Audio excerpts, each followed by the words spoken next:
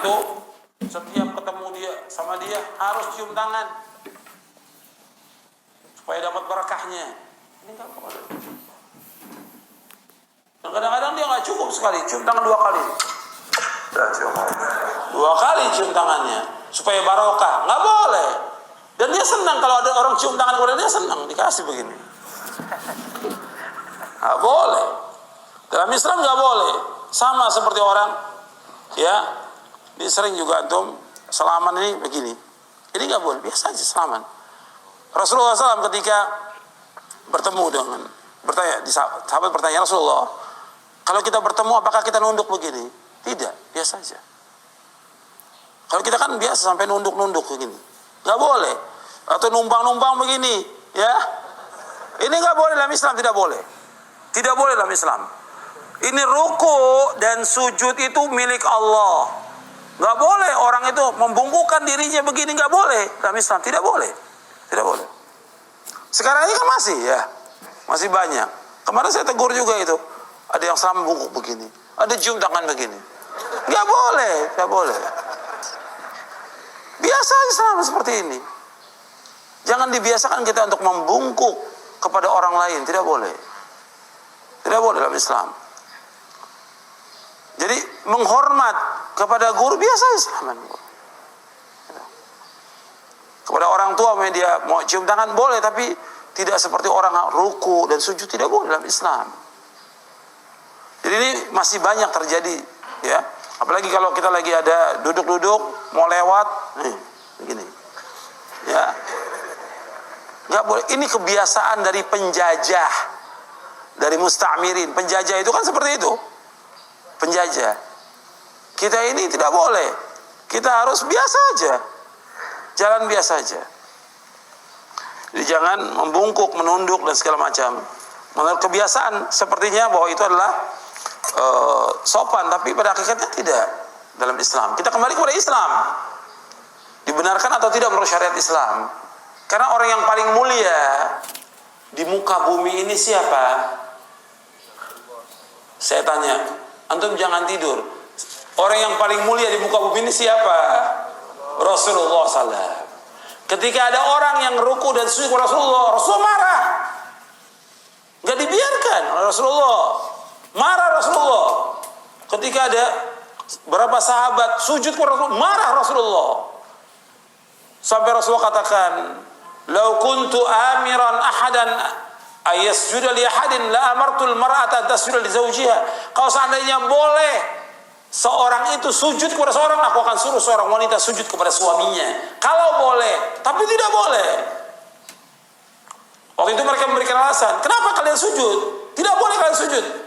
Mereka hanya kepada Allah. Kata mereka apa? Ya Rasulullah, aku lihat orang-orang Nasrani sujud kepada pendetanya mereka. Tidak boleh kalian sujud. Baru Nabi sabdakan hadis ini, "Lau kuntu amiran ahadan ayyasjuda li ahadin la amartul mar'ata tasjuda li zawjiha." Kalau seandainya boleh seorang itu sujud kepada seorang, aku akan suruh seorang wanita itu sujud kepada suaminya. Kalau boleh, tapi tidak boleh. Tidak boleh orang sujud. Kenapa? Ruku dan sujud milik siapa? Milik Allah. Allah berfirman dalam surah Al-Jin, wa annal masajida lillahi fala tad'u ma'allahi ahada. Dalam surah Al-Jin Allah berfirman, wa annal masajida lillahi fala tad'u ma'allahi ahada. Bahwasanya masjid-masjid itu milik Allah, tidak boleh kalian beribadah kepada selain Allah padanya. Masjid yang pertama adalah masjid, nggak boleh orang menyekutukan Allah padanya. Yang kedua, masjid artinya a'dha'us sujud, anggota-anggota sujud. Anggota sujud itu milik Allah. Kita wajib untuk ruku dan sujud hanya kepada Allah Subhanahu wa taala. Tidak boleh kepada selain Allah. Jadi anggota sujud itu milik Allah Subhanahu wa ta'ala. Makanya seorang ketika dia sholat yang paling dekat kepada Allah kapan? Ketika sujud. Seorang ketika dia sholat yang paling dekat dengan Allah waktu apa? Waktu sujud. Dan ini sabda Rasulullah dan sahih hadisnya, Nabi bersabda, "Aqrabu ma yakunul abdu min rabbih wa huwa sajidun fa akthirud du'a." Sedekat-dekat seorang hamba kepada Allah waktu sujud, maka banyakkan doa waktu sujud kepada Allah SWT. Hadis ini sahih. Jadi itu kita harus perhatikan itu. Kita jangan beribadah kepada selain Allah. Jangan ruku dan sujud kepada selain Allah. Banyak orang-orang yang senang dia kalau ada orang membungkuk kepada dia, merendah kepada dia. Ini tidak benar. Rasulullah yang paling mulia nggak mau Rasulullah orang-orang membungkuk, ruku, nggak mau Rasulullah. Ini yang paling mulia, makhluk yang paling mulia Rasulullah Sallallahu Alaihi Wasallam. Maka kita nggak boleh. Dan bahkan banyak orang yang redo, gitu.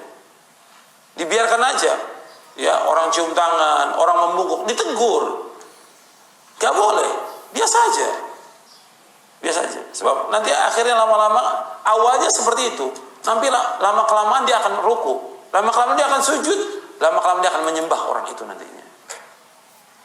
Jadi harus ada saddu dzara'i, mencegah jalan yang membawa kepada kesyirikan, dicegah. Dan si dai harus mencegah seperti itu. Jangan sampai orang itu ruku dan sujud atau mengagungkan orang itu, nggak boleh mengagungkan orang itu. Nanti orang itu jadi sembahan kepada selain Allah, itu bahaya. Ya seperti antum punya foto-foto ustadznya dipajang di rumah, nggak boleh. Itu makanya saya nggak mau difoto itu bahaya. Nanti antum akan syirik nanti kepada Allah. Ada unsur mengagungkan si ustadz guru, nggak boleh. Saya dan antum sama, sebagai talibul ilm sama. Cuma ada Allah memberikan sedikit ilmu yang harus saya sampaikan. Tapi jangan diagungkan, jangan dibesarkan, sama makhluk nih, nggak boleh. Ini harus kita yakini, seakan-akan yang wajib kita ibadah hanya Allah saja. Ini tauhid, ini akidah yang hak, yang benar. Ajarkan murid-murid kita bahwa wajib dia beribadah hanya kepada Allah. Jangan mengagungkan si guru. Dia ihtiram, menghormati karena guru menyampaikan kebenaran, wajib menghormati. Tapi bukan dengan membungkuk, bukan dengan menyembah, tapi mengamalkan ilmu yang diajarkan dari Al-Quran dan Sunnah al-Fahmi salaf itu. Jelas ini? Ini penting, ini yang seperti ini penting.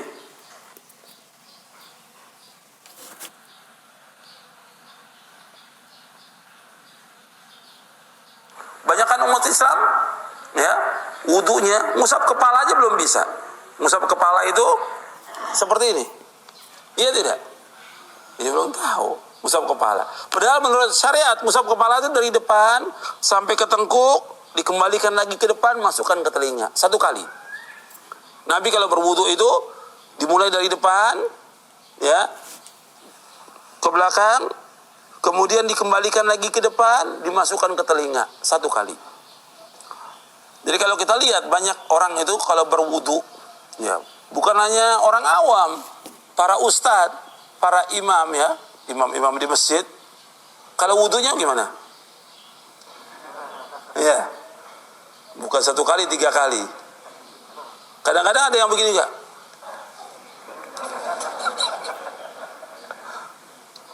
Ini Nabi nggak pernah ngajarkan yang seperti ini. Rasulullah nggak pernah contohkan. Para sahabat nggak pernah contohkan. Yang dicontohkan dalam hadis-hadis yang sahih bahwa Nabi SAW berwudu itu dimulai dari depan, ya, diambilkan air, dibasahkan tangan ini, 2 tangan, dijalankan sampai ke tengkuk. Katanya dimulai, katanya, fa bada'a bi muqaddami ra'si, thumma dhahaba ila qafahu, thumma raddahuma ila al-bada'i ladhi minhu. Jadi Nabi mulai dari depan, kemudian dijalankan ke belakang, kemudian dikembalikan. Jadi thumma raddahuma ila alladhi bada'a minhu. Dikembalikan ke depan lagi, dimasukkan di telinga 1 kali. Jadi bukan begini, salah ini. Salah. Maka antum harus rubah ini. Yang wudunya masih seperti ini, nanti rubah. Belajar tentang wudu. Sebentar belajar tentang wudu. Enggak sampai 1 jam selesai. Belajar sholat, insya Allah dengan dalilnya 8 jam selesai. Belajar sholat. Kita harus belajar dan harus paham tentang agama ini. Harus paham. Dan laki dan perempuan sama dalam masalah wudu. Jadi yang lain dia tahu, tapi wudu nggak tahu. Sholat nggak tahu. Bagaimana beribadah nggak tahu. Ya'lamuna zahiran minal hayati dunya wa hum 'anil akhirati hum ghafilun.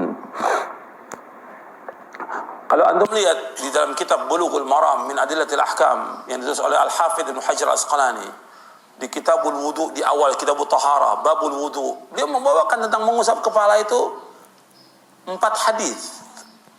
Kemudian tentang 1 kali mengusap 1 hadis. Sampai seperti itu. Dan rata-rata dipelajari Kitab Bulughul Maram di mana-mana. Tapi itu dilewatkan oleh para ustadznya. Tetap aja wudunya seperti ini. Bulughul Maram dipakai di seluruh dunia. Atau di pondok pesantren dipakai Bulughul Maram itu. Di situ dibawakan untuk mengusap kepala 5 hadis oleh Al-Hafidz Ibnu Hajar Al-Asqalani. Di kitabnya Bulughul Maram min Adillatil Ahkam. Dan bisa lihat dalam syarahnya. Jadi ini tentang ilmu. Ikhwani fid din, jazakumullah. Harus betul-betul kita sungguh-sungguh belajar tentang Islam. Sebagai syukur kita kepada Allah. Allah memberikan hidayah kita kepada Islam. Kita harus pelajari Islam yang benar ini.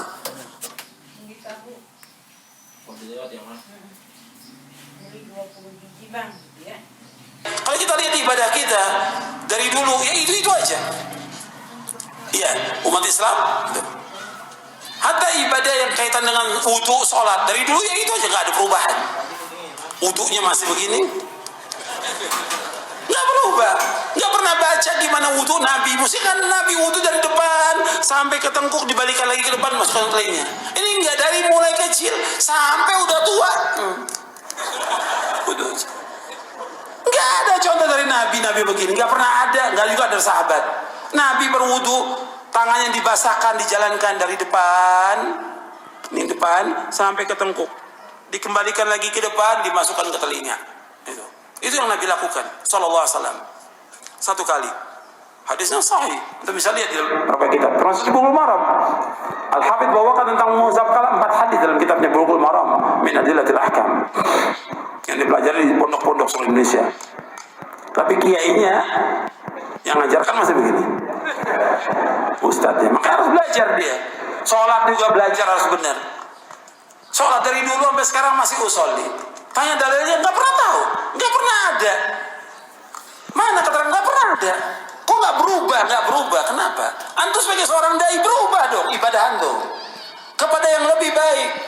Cari mana hadisnya di Sahih Bukhari, di Muslim, Abu Daud, Tirmidzi, Nasai, Ibnu Majah, Ahmad dan yang lain. Cari, ada nggak dalilnya?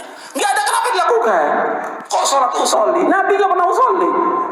Para sahabat nggak berubah dari dulu, berubah mestinya. Ibadah, tumakninahnya, khusyuknya, para nabi, wa kanu lana khashi'in, dan mereka semua khusyuk. Kita doa tapi kita nggak amalkan doa itu.